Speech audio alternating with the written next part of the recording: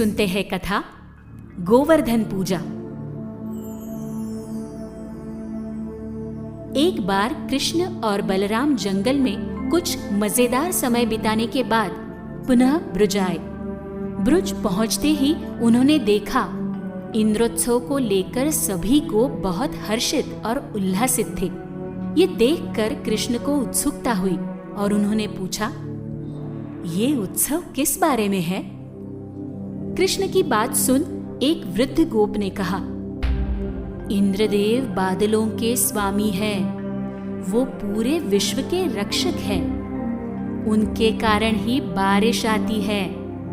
बारिश के कारण हमारी सभी फसलें हरी भरी है। हमारे मवेशियों के पास चराने के लिए पर्याप्त घास है और इंद्रदेव के प्रसन्न रहने से पानी की कभी कमी नहीं रहती। इंद्र के आदेश से ही मेघ इकट्ठा होते हैं और बरसते हैं। कृष्णा, बारिश इस धरती पर जीवन लाती है और देवराज इंद्र ही है जिनके प्रसन्न रहने से बारिश होती है। इसलिए वर्षा ऋतु में इंद्रदेव की पूजा की जाती है। सभी राजा इंद्रदेव की पूजा बड़े आनंद से करते हैं, इसलिए हम भी वही कर रहे हैं। कृष्ण ने गोपों की बात बहुत ध्यान से सुनी और फिर कहा, आर्य, हम सभी जंगल में रहने वाले गोप हैं और हमारी आजीविका गोधन पर निर्भर करती है। इसलिए गाय, जंगल और पहाड़ हमारे देवता होने चाहिए। किसान की रोजी रोटी खेती है, उसी तरह हमारी आजीविका का साधन गायों का पालन पोषण करना है। जंगल हमें सब कुछ प्रदान करते हैं और पहाड़ हमारी रक्षा करते हैं। हम इन सब पर निर्भर हैं और इसलिए मेरा विचार है कि हमें गिरी याचना करनी चाहिए। हमें सभी गायों को पेड़ों या पहाड़ के पास इकट्ठा करना चाहिए और उनकी पूजा करनी चाहिए और सारे दूध को किसी शुभ मंदिर में इकट्ठा करना चाहिए। गायों को मोर पंख के मुकुट से अलंकृत करना चाहिए और फिर फूलों से उनकी पूजा करनी चाहिए। देवता देवराज इंद्र की पूजा करें और हम गिरिराज गोवर्धन की पूजा करेंगे। दामोदर की समझदारी भरी बात सुन सभी उनसे सहमत हो गए। सभी गोपों ने इंद्र उत्सव को समाप्त करने और गोवर्धन पूजा शुरू करने का निर्णय लिया। पूरे गोकुल में खुशियों का माहौल था।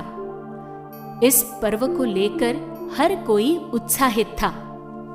ढेर सारा दूध इकट्ठा किया गया। बड़ी मात्रा में पके फल एकत्रित किए गए। स्वादिष्ट व्यंजनों को एक कतार में रखा गया और इस तरह गिरी याचना का उत्सव शुरू हुआ। कई प्रसाद चढ़ाए गए। यज्ञ की समाप्ति पर ब्राह्मणों को दान देकर उन्हें संतुष्ट किया गया। श्री कृष्ण ने स्वयं पर्वत देवता का रूप धारण किया और इन सभी प्रसादों को स्वीकार किया और फिर पहाड़ की चोटी पर खड़े होकर कहा, मैं पूरी तरह से संतुष्ट हूं, और फिर जोर जोर से हंसने लगे। सभी गोपों ने पर्वत देवता के रूप में कृष्ण को प्रणाम किया और कहा, भगवान, हम सभी आपके सेवक हैं। कृपया हमें आदेश कीजिए कि हमें क्या करना है। श्री कृष्ण ने पर्वत देवता के रूप में उत्तर दिया, यदि आपके भीतर दया है तो सभी गायों के रूप में मेरा पूजन करें और मैं आपको हर तरह से समर्थ होने का आशीर्वाद देता हूं। अब सभी जन अपने अपने पशुओं के साथ मेरे चारों ओर परिक्रमा करें, जिससे मुझे अत्यंत प्रसन्नता होगी। श्री कृष्ण के वचन सुन सभी गोप अपने मवेशियों के साथ परिक्रमा के लिए पहाड़ के चारों ओर खड़े हो गए। फिर खुशी खुशी वे पहाड़ के चारों ओर घूमने लगे। कुछ गोप अपने पशुओं का मार्गदर्शन कर रहे थे तो कुछ हाथ में लाठी लिए नाच रहे थे। चारों तरफ खुशी का माहौल था। इस तरह परिक्रमा समाप्त हुई और सभी गोप अपने पशुओं को लेकर ब्रुज लौट आए।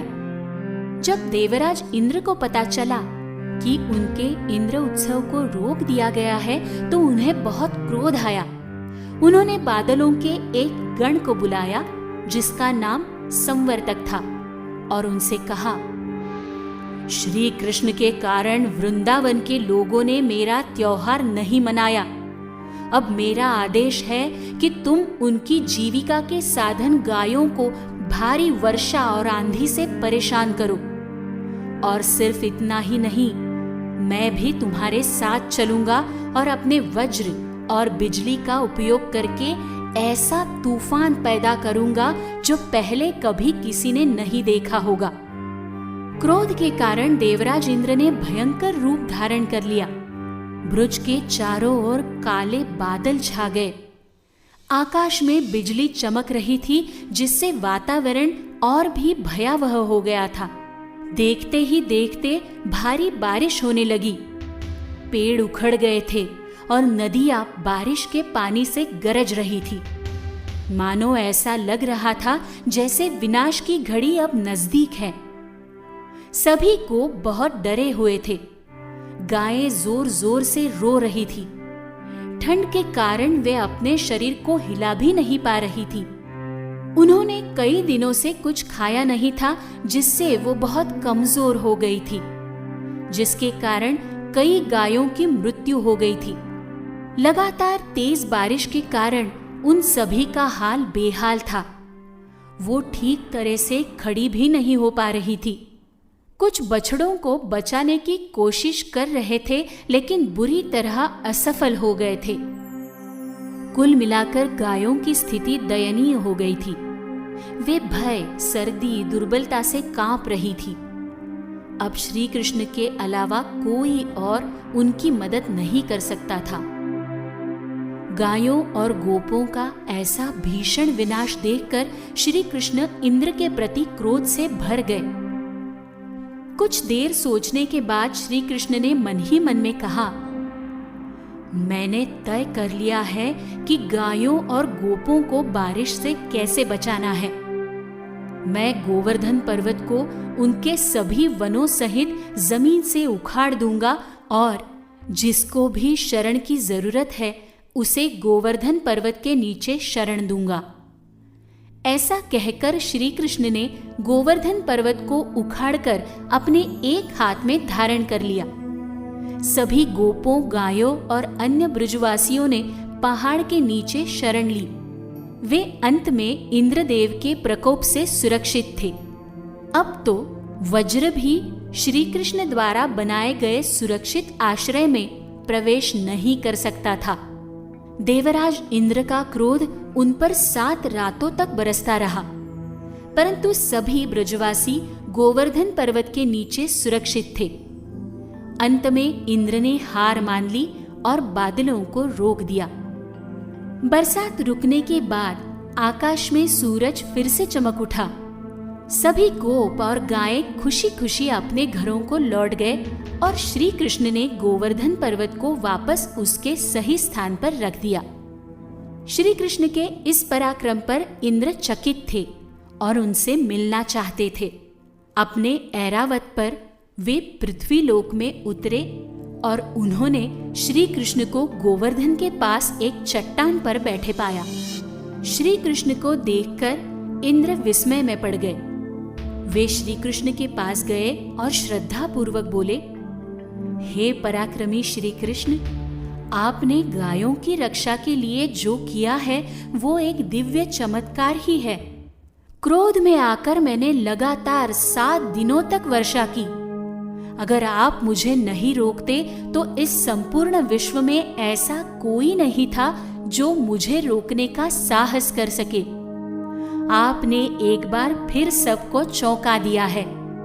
मैं देवताओं का इंद्र हूं तो आप गायों के इंद्र हैं। इसलिए आज से आप गोविंद के नाम से जाने जाएंगे। इसके अलावा मैं आपको वर्षा ऋतु का आधा भाग देता हूं, जिसे शरद ऋतु के नाम से जाना जाएगा। उसमें सभी जन आपकी पूजा करेंगे। साथ ही एक और कार्य है जिसके लिए मैं यहाँ आया हूँ। आप कंस, केशी और अरिस्तासुर जैसे राक्षसों का वध करें, जिससे लोगों का कल्याण हो सके। साथ ही मेरा एक अंश कुंती के गर्भ से उत्पन्न हुआ है, जो मेरे ही जैसा है। आपको उसकी रक्षा करनी होगी। उसे अपना मित्र बना लीजिए, वो हमेशा आपकी बात मानेगा। ये कुंती कुमार दुनिया का सबसे बड़ा धनुर्धर होगा और महाभारत का युद्ध इसी पर निर्भर होगा।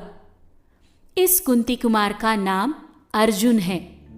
उसे उतना ही स्नेह और प्रेम दीजिए जितना आप मुझे देते हैं। आप दोनों की जोड़ी बहुत प्रसिद्धि पाएगी।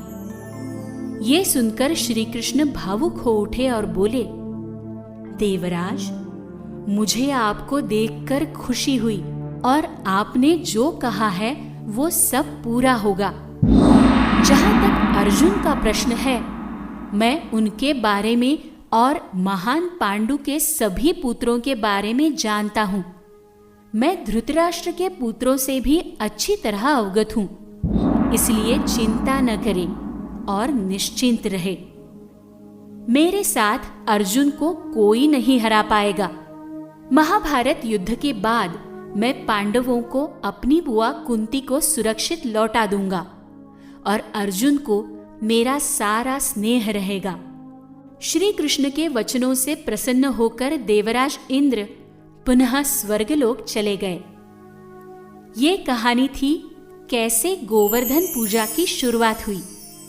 इसके साथ एक और दिलचस्प तथ्य ये भी है कि जब इंद्र के प्रकोप से ब्रजवासियों को बचाने के लिए श्री कृष्ण ने 7 दिनों तक गोवर्धन पर्वत को उठाए रखा था, तब सभी ब्रजवासियों ने उन्हें दिन में 8 बार भोजन करवाया था, जिसका अर्थ है उन्होंने 7 दिन में 56 बार भोजन किया था, जो अब 56 भोग के रूप में जाना जाने लगा है।